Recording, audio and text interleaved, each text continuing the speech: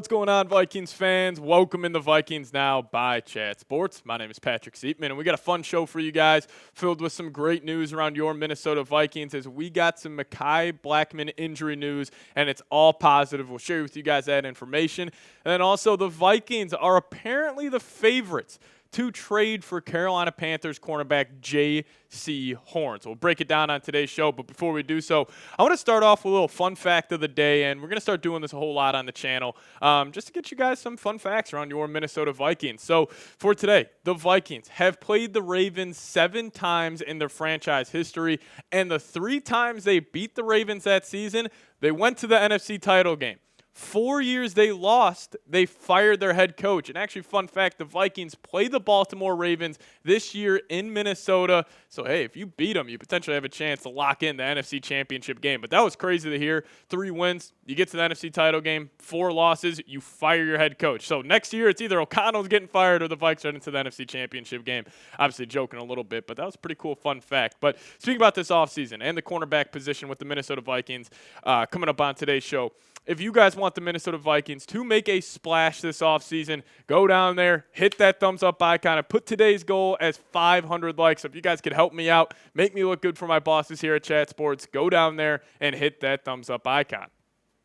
All right, so great news number 1 for the Minnesota Vikings. Cornerback Mekhi Blackmon is fully cleared from his torn ACL. This was coming in from our good old friend Darren Wolfson, who broke this down. And this is great news for the Minnesota Vikings because with how depleted this cornerback room is heading into the offseason, getting Mekhi Blackmon back for the first offseason workouts is massive. And if you guys look back at his 2023 season, now this was very limited snaps, only played in about 450 this year.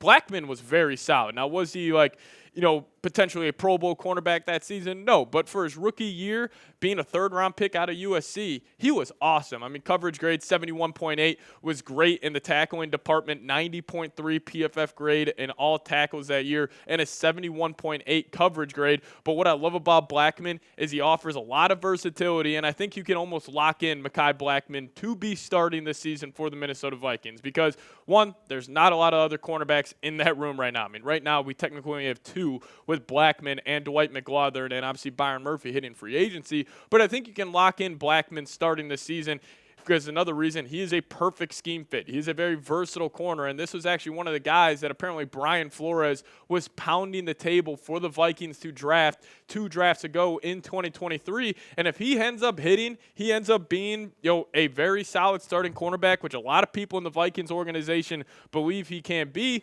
You also start looking at that draft class as a little better than we previously were looking at it. So it's great news to have Mekhi Blackmon back, but more on the cornerback room here.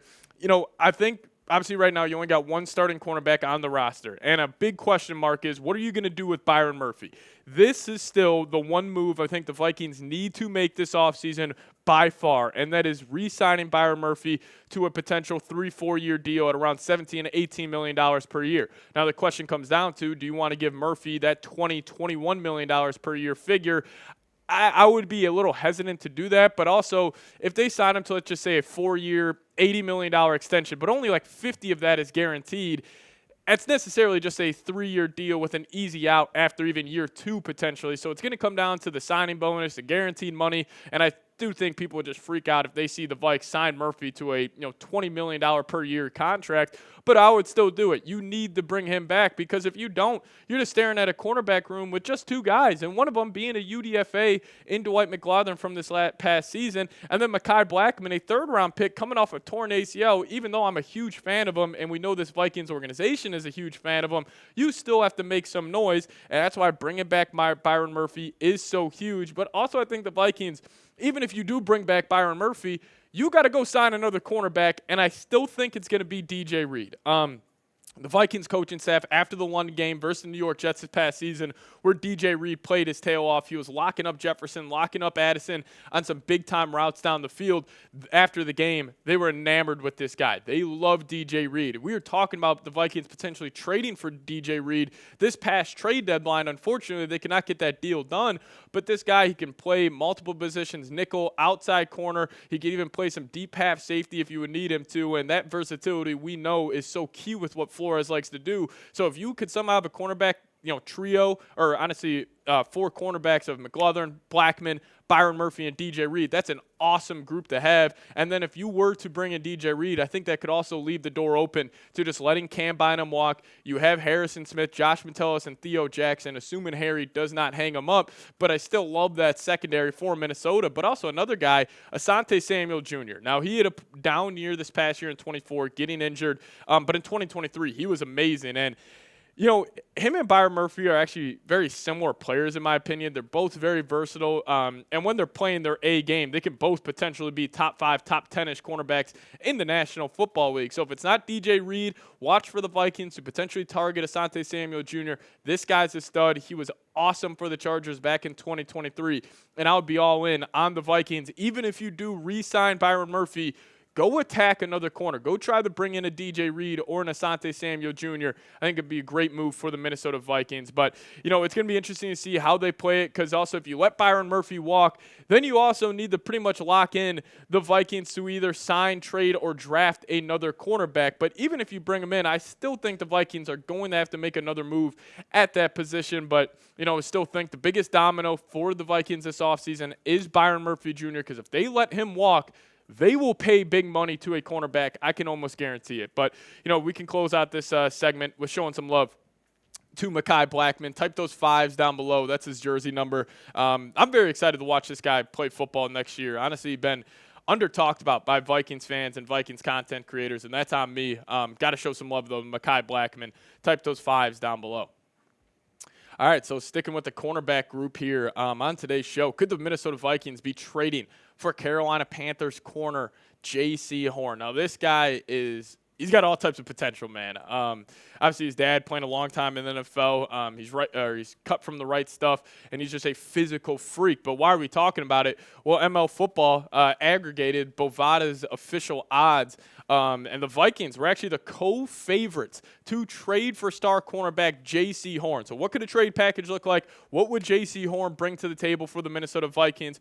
Well, the buzzword around Flores' defense is versatility, and this guy is just that. Now, he had an interesting season for the Carolina Panthers. We're in the pass rush and the run defense graded out very well. One of the top cornerbacks in the National Football League in those spots. And Flores, he makes his cornerbacks tackle. He'll blitz them off the edge. You got to be able to play in the run game. That's something Jaycee Horn has done. But also overall grade and coverage grade, lacking just a little bit. 64.5 overall grade and a 57.9 coverage grade. But still in the end, I'd be all in on trading for Jaycee Horn. Just like we were saying, we were talking about the Vikes trading for DJ Reed past trade deadline.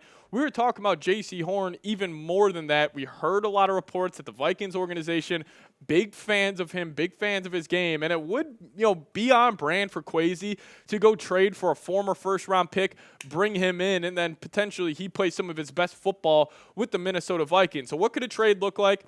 I think it would probably have to be this year's third.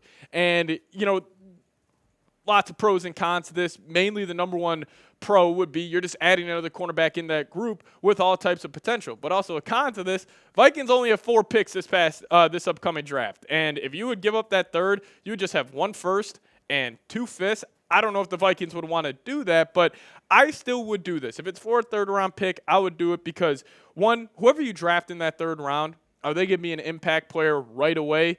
Probably not. And plus, with where Kwesi and how his drafts have gone over the last couple of years, you would be putting a lot of pressure on him to nail that third-round pick. So I would do it. He would be an impact player right away, and he would be a great scheme fit. And with where the Vikings are at, you can kind of roll the die on a guy like this who, has all types of potential. He has a super, super high ceiling. Now, has he lived up to that first-round expectation in Carolina? No. But what if he comes to a better organization, which the Minnesota Vikings are? Then we could see his play really take that next step, hopefully over the next couple of years in the purple and gold. But I do want to get you guys information on potentially getting a J.J. McCarthy jersey. If you guys head to chatsports.com/Vikings jersey, you guys will be able to get a McCarthy jersey today. It's number 9. He will be with the Minnesota Vikings for a very, very long time. So if you guys want to get a J.J. McCarthy jersey, I got that link for you guys in the comment section and description of today's show.